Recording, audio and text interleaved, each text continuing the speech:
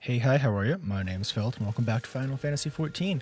Today we're going to be talking about magical ranged DPS, or as most people call them, casters. Now, in the background of the video is just going to be some looped footage of me slapping a striking dummy inside of Stone Sky Z. It's there so you can watch the job that I'm talking about while I am talking about it, because I have a lot of talking points, and it was quite difficult for me to try and talk about the talking points and not just be standing there talking with my character AFK in between actual demonstrations of what I wanted to talk about. So what we're going to be going over in the video is we're going to be talking about the pros and cons of each job inside of a party comp, in my opinion, their rotations and their openers, and just general feelings about them. Now, I am not an expert at magical range DPS. I highly recommend that you go to other websites as well and try and figure out some more information from them. Awk Morning is an incredible website that I highly recommend, especially if you are a summoner. And the Balance Discord is also a wonderful source of information for anything Final Fantasy related, but their caster section is honestly very, very well put together. So I'm going to start by talking about Summoner. Now, you've been watching Summoner roll in the background this whole time, so you just know what it looks like now, right? Now, Summoners are all about the summons, your Eggies, your Bahamut, and your Phoenix. Now, there's quite a few pros to Summoner. It has pretty good damage. It's typically top 3 or 4 in terms of overall damage output, most patches. It has a damage buff that lines up in 3-minute windows, which is really nice if you have jobs that have bursts on each minute window, as well as jobs like Dragoon, which have a 3-minute party buff. Phoenix Phase is a heal, which, while isn't always the most useful thing in the world, it can still help your healers out if it's hit during downtime, so they don't have to use like a GCD or OGCD to heal up the party, or even if it's hit up when big burst windows are going out, because that way you can heal up the party to help your healers. It also has a revive, which can save runs entirely, because sometimes both healers die while you're progging a fight and figuring it out. If you have a summoner, they can revive one of them, and you can hop back up and kind of keep trying to prog. Now, cons.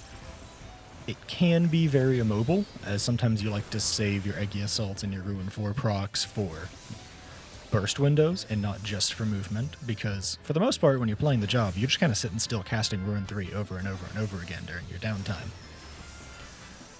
You can use Ruin 2 for movement if things are in a dire situation and you really just need to get to a mechanic fast, but it's a net DPS loss every time you cast it. And Eggies. They don't always listen because they are pets and they are not technically your abilities. You can push a button to have an Eggy do an attack, or you can push the button for Devotion, which is an ability that the Eggy has to cast, and it just doesn't touch anybody. It doesn't go off, and you actually end up wasting the cast and not getting either the Ruin 4 proc or the Devotion damage buff, which is incredibly frustrating. So let's talk about the overall rotation of Summoner. It's a decently long 2-minute rotation that goes through about 4 different phases.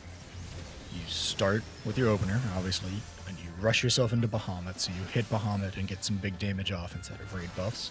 And then you have downtime in a filler phase where you just kind of scroll through your abilities however you feel like, quote unquote, meaning that you want to be popping the right buttons at the right time. However, if you don't need to move, you should probably be saving your Eggy Assaults and your Ruin 4 procs.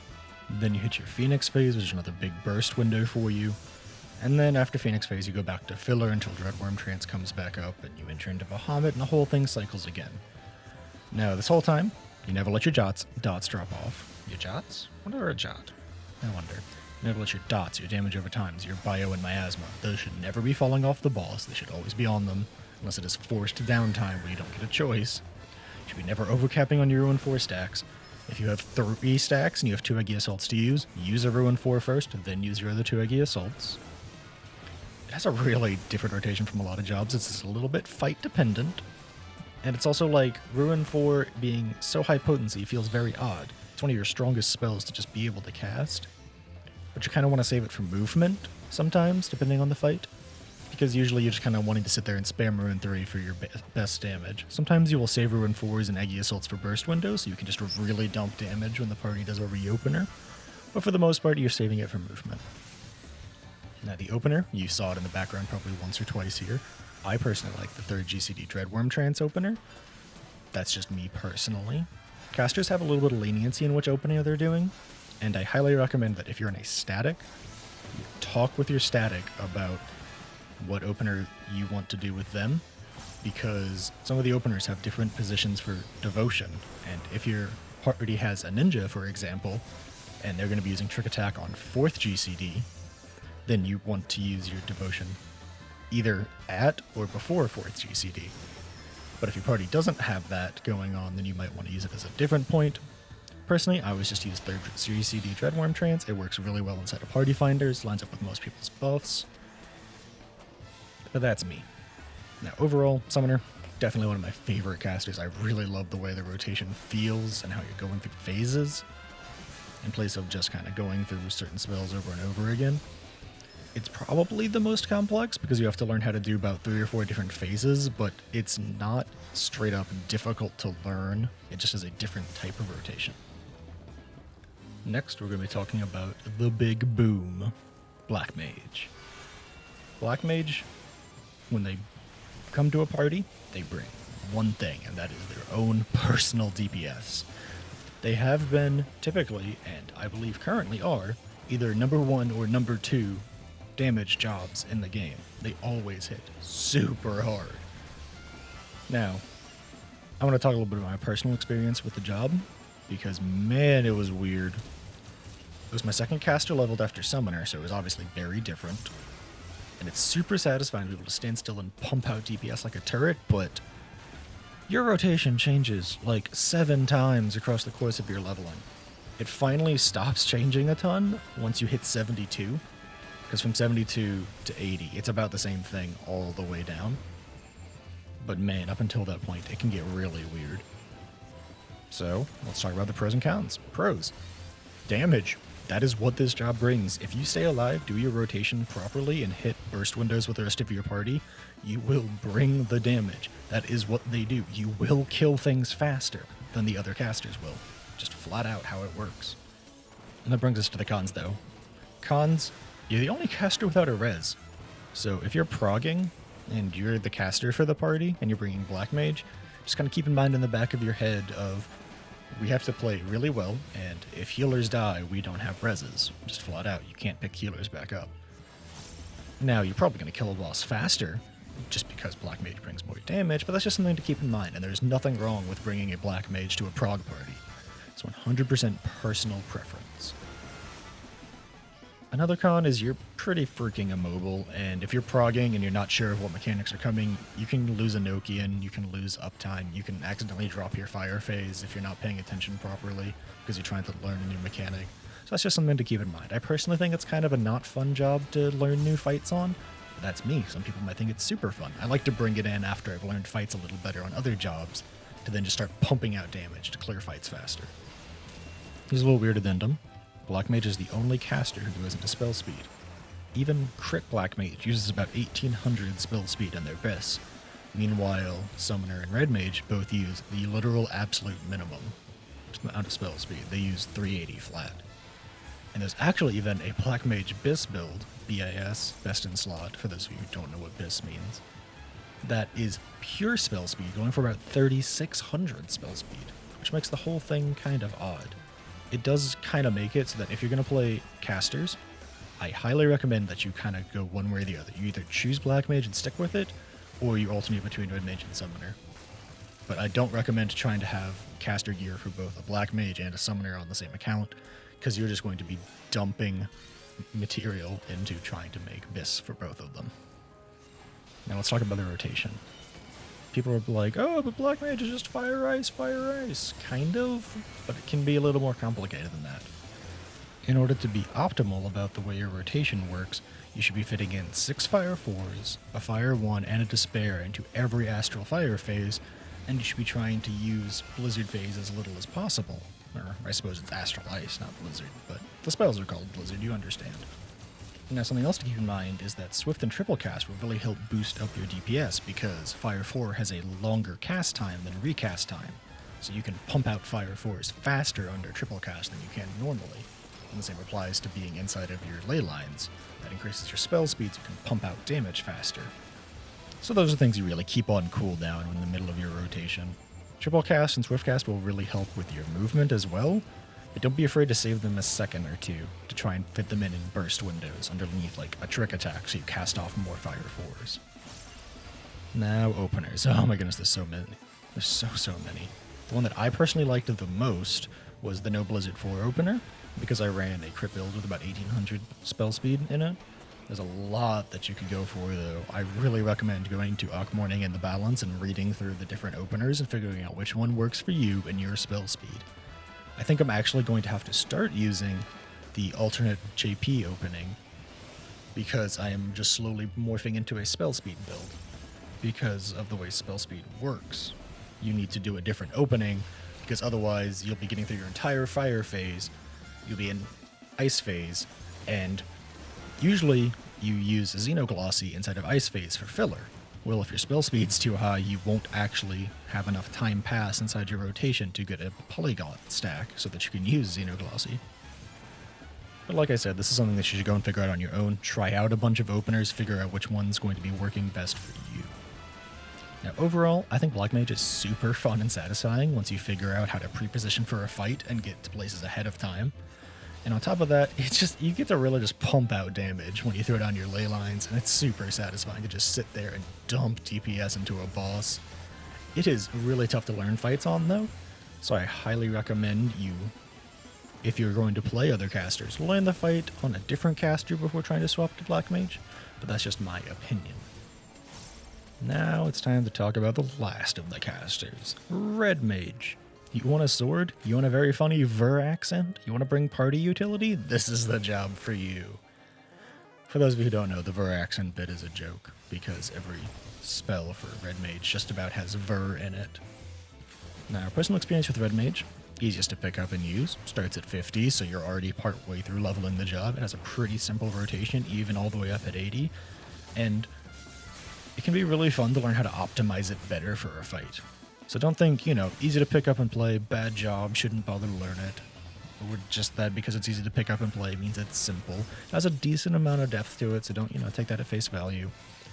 So, let's jump into pros and cons. Pros, Res Mage. Res Mage. Reviving Red Mage. Because of the way that an intrinsic trait to the job works, dual cast, you can cast a spell, and then your next spell will be instant cast. And they get a spell called Raise. So you can cast any of your spells, and then immediately cast Raise to pick someone up off the floor. This is super useful for learning new fights, because if people are dying because they're figuring out mechanics, you can just pick them up and keep rolling through the fight and try and see more mechanics. Which is really, really nice. On top of that, even if they don't have a swift cast to pick someone up during downtime, they have a spell called Cure, which is a pretty solid heal and can be used in emergencies, though I don't recommend it. But if nothing else, it is a spell that can be cast without a target to then trigger dual cast, which can then be used to pick someone up using Raise. It is very nice during downtime portions of fights.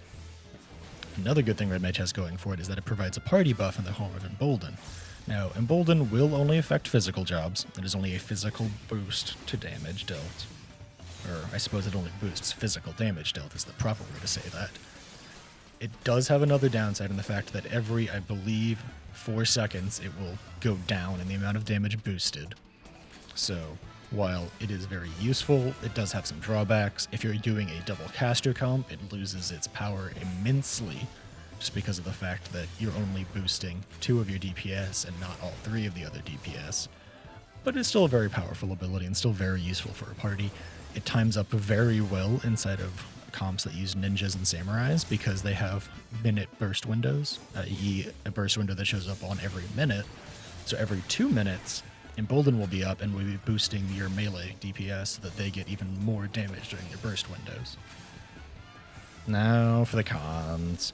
The cons are, it kind of lacks personal damage. It's by far the lowest damage of all 3 casters. It has on the lower half of damage for the game, but that doesn't mean it's bad. And that doesn't mean that, oh, well, you said it has low damage, so I should never touch the job, and it can't clear content. God, no. It has pretty good personal damage, all things considered, i.e. how much it brings to a party. It's just that it sits a little lower than other jobs, simply because of how much it brings to a party. That was the design choices behind Red Mage. It is still a very powerful job, and if you know how to play it, you can bring damage. And now you might be like, Phil, but you were talking about the cons. Well, yes, I was, but that doesn't mean that I can't say that low damage on a job is like the end of the world for it. Okay, let's talk about rotation. The rotation, very straightforward. Get black mana, get white mana, melee combo. Use Verflare or Verholy, use Scorch, repeat. That's about it. That's about all there is to the job. Repeat, constantly going through a phase of building up mana, turning it into a melee combo, burning it on the melee combo, and hitting 2 very big finishers at the end of it that will hit for massive amounts of damage. I do believe that on my red mage video here that's playing in the background, at the very end I get a Scorch that hits for 80,000 damage. It was real nice to see. Now for the opener, like Black Mage and Summoner, there's a lot of options. For them, it's mostly when your Emboldened and Magnification go off, depending on how you want to boost your party. Kind of the same as Summoner in that you may want to delay your Embolden. I do believe there is several different options for when those sit inside of party buffs. I typically do 3-8 or 5-8 for my openers. 3-8 if I have melee, because most melee hit their burst windows around their 4th or 5th GCD, so they'll be full buffed inside of Embolden.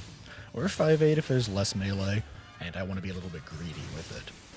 And for those of you who don't know, 3-8 and 5-8 refers to which GCD you are using Embolden on, and then Magnification on, both of which give you personal damage buffs.